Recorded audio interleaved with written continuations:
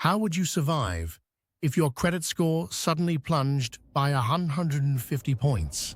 And what if you already couldn't afford food, rent, or medicine? In a special report, credit scores drop. Millions can't afford the basics. We're digging into a brewing financial storm. Millions of Americans are struggling to afford basic necessities, from groceries to housing to healthcare, and now face a new hit. Their credit scores are poised to nosedive. This isn't just a number on a report. It could make the difference between keeping the lights on or living in the dark. Stay with us as we break down why this is happening, what it means for everyday people, and how it could impact you in the coming months. It's a bleak picture. A growing number of Americans simply can't afford the basics. In 2024, more than 44 million Americans, that's 1 in 8, struggled to put enough food on the table. Think about that. Entire families going hungry in the world's richest country. Fast forward to now, and costs are still climbing. Inflation and high prices mean tough choices at the dinner table. It's not just food. Housing costs are squeezing people dry. Rents and mortgages have shot up. And over 60% of Americans say housing costs are a major source of stress. In one recent survey, a shocking 39% of Americans admitted they've skipped meals so they could pay their rent or mortgage.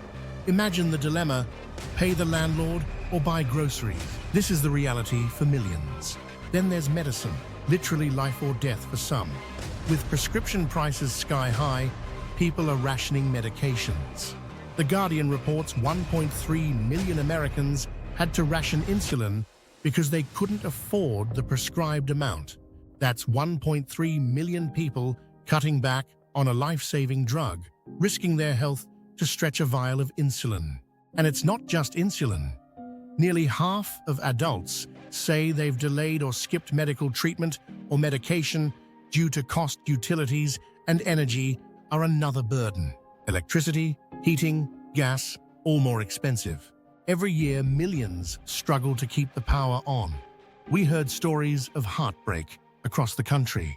In Texas, one woman relying on oxygen and air conditioning to survive the summer heat said she had to choose between the rent and the light bill.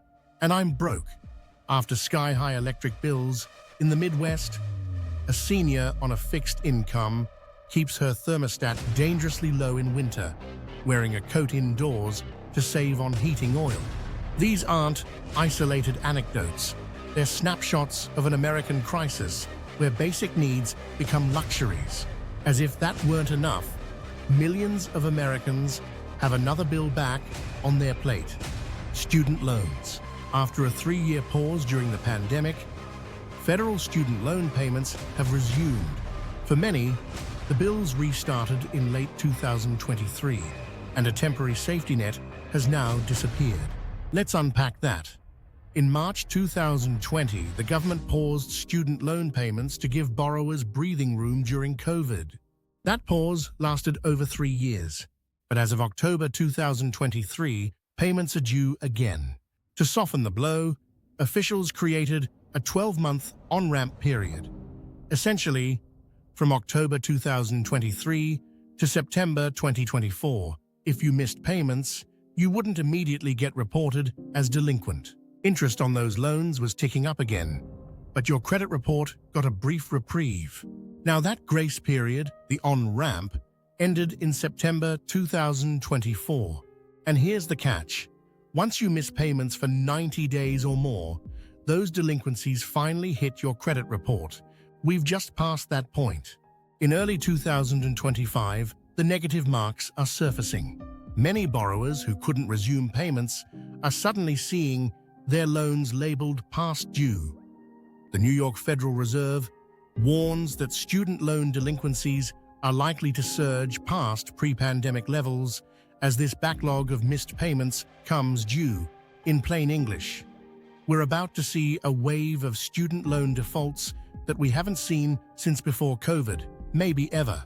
Consider the scale of this. About 43 million Americans have federal student loans. Surveys suggested a lot of people weren't ready to resume payments. They had other bills to pay, or lost income, or just couldn't find the cash. Now, experts estimate that more than 9 million of those borrowers will end up delinquent and see their credit scores take a hit as these missed payments get reported. That's a massive 9 million people facing credit damage on top of everything else. Now here's where it gets even more alarming. The Federal Reserve, not exactly known for hyperbole, is sounding the alarm about credit scores. They have crunched the data on what happens when a student loan borrower goes delinquent. The results? It's brutal. According to research by the New York Fed, when a new student loan delinquency, 90+ days past due, hits, it can send a borrower's credit score into free fall. If you had a strong credit score to begin with, the drop is staggering. Borrowers with excellent credit saw their scores plunge by an average of 171 points after a serious delinquency. Think about that. 171 points off a top-tier score can drag you from the elite 760s down to the low 600s or worse, basically overnight. Even borrowers with decent middle-of-the-road credit saw huge drops. Those in the 660 to 799 range lost around 165 points on average. And if your credit was already subpar to start, it still falls, just not as far. Borrowers with low credit, below 620, lost an average of 87 points. That's a big hit when you're already on the edge. The Fed's message is clear. A new student loan delinquency can reduce credit scores by more than 150 points. Now, in many cases, the damage is done almost immediately and lasts for 7 years on your credit report. That's 7 years of trying to climb back from a mistake or misfortune happening right now. This is unprecedented. In fact, for the first time in years, the average US credit score is starting to slip. One report noted the national average FICO score dipped to around 715 recently, the first decline in over a decade, largely due to rising delinquencies. It may not sound like much, but it's a warning sign. If millions of Americans watch their scores drop dramatically because of student loans or unpaid bills, the ripple effects will be massive. So why should you care about a credit score drop? If you're already fighting to afford basic necessities, a sinking credit score might feel like an abstract problem, but it has real, immediate consequences on what you can and cannot afford next. First, loans and credit cards. Your credit score is the ticket or barrier to borrowing money. If your score tanks, good luck getting approved for a loan or new credit card. Lenders see a low score and think high risk. You could apply for a credit card to help with groceries or emergencies and get denied or hit with a tiny credit limit and a sky-high interest rate. Interest rates skyrocket for those with lower scores. Let's talk car loans. Right now, interest rates are already high for everyone because of overall economic conditions. But the difference between a good credit score and a poor one is night and day. For example, according to Experian data, borrowers with excellent credit might get an auto loan around 5%. But if you fall into the subprime range, say a FICO score in the 500s, you're looking at interest rates in the double digits. In fact, subprime car buyers are paying about 13% on a new car loan on average, and nearly 19% on a used car. If your credit is already below 500, it is even worse. Roughly 16% APR for a new car and over 21% for used. That means a monthly car payment that could be hundreds of dollars higher just because of credit score. For someone already stretching every dollar for gas and groceries, that can put a car or a job that requires a car out of reach. Home ownership? That dream might slip further away.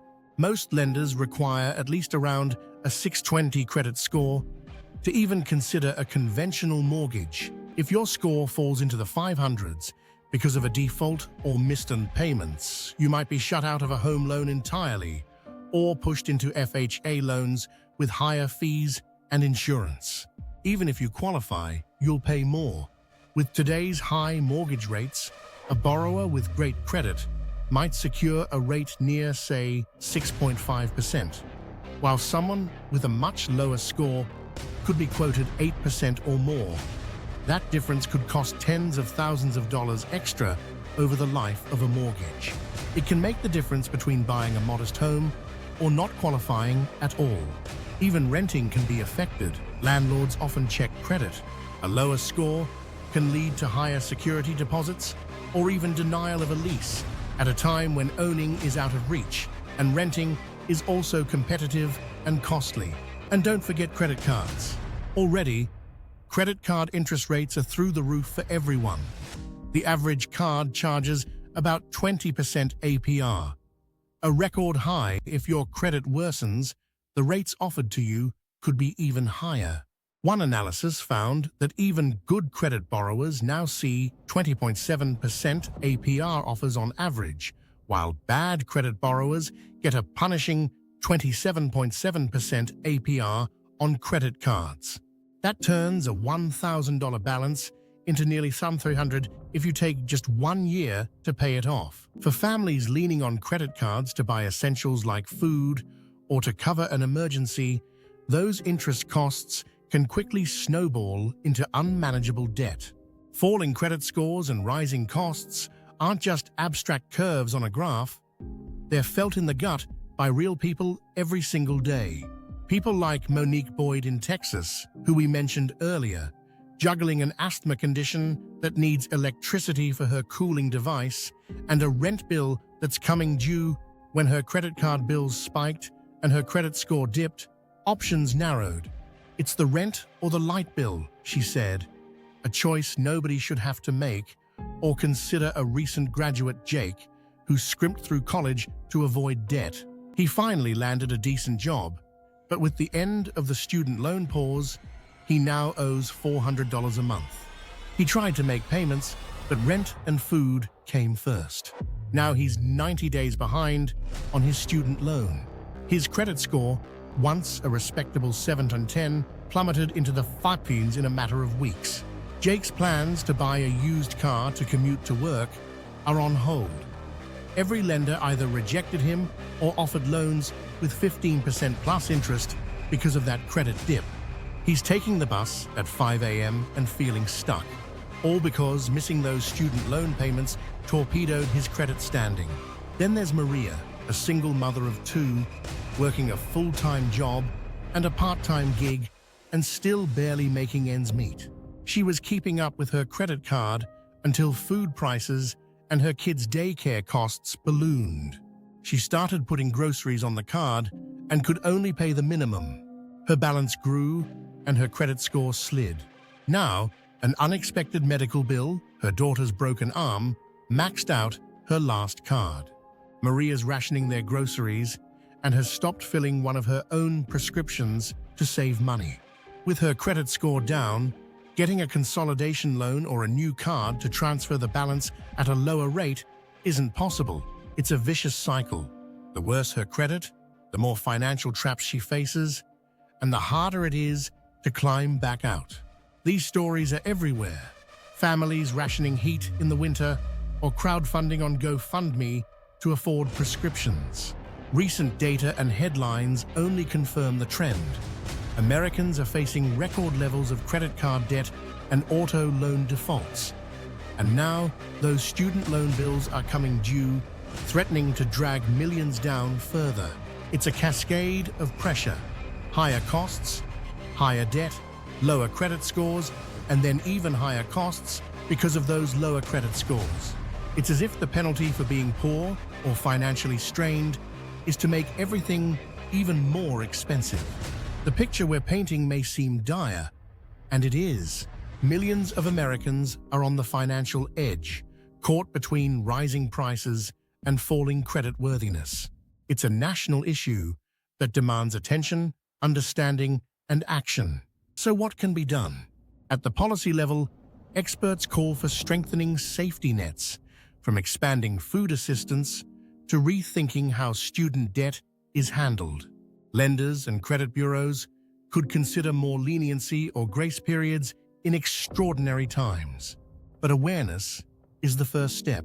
If you're watching this and feeling the squeeze, know that you're not alone, and there are resources out there. Non-profit credit counselors, community assistance programs, and advocates pushing for change. For everyone else, now is the time for empathy and attention. We'll continue to follow this story as it unfolds, the trends, the human impacts, and any solutions on the horizon. If this issue resonates with you, consider sharing this video with friends or on social media to spread the word. Let's make sure these struggles aren't hidden in the shadows. And if you've faced challenges like these, we want to hear your story in the comments. Your voice matters.